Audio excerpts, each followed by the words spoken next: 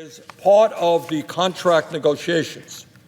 The rail workers are asking for 15 paid sick days. This is not a radical idea. We are the only major country on earth that does not guarantee paid sick days. In Germany, workers are entitled to 84 weeks of paid sick leave at 70% of their salary. In Norway, workers are entitled to 1 year of paid sick leave at 100% of their salary. In the UK, workers are entitled to up to 28 weeks of paid sick leave. The rail workers in the United States are not asking for 1 year of paid sick leave. They're not asking for 6 months of paid sick leave. They are asking for 15 days. 15 days. Now, the rail industry has said, as I understand it, that they just cannot afford to do that, just don't have the money.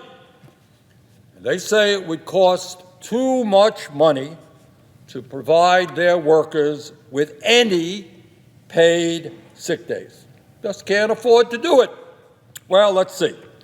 They made over $20 billion in profits last year.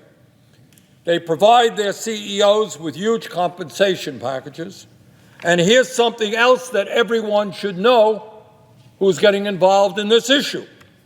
Last year, the rail industry spent over $18 billion not to improve rail safety, not to address the supply chain crisis in America, but to buy back its own stock and hand out huge dividends to its wealthy stockholders. In fact, since 2010, the rail industry has spent over $183 billion on stock buybacks and dividends. So here is where we are, Madam President. It turns out that guaranteeing 15 paid sick days to rail workers would cost the industry a grand total of $688 million a year. That is less than 3.5% of their annual profits.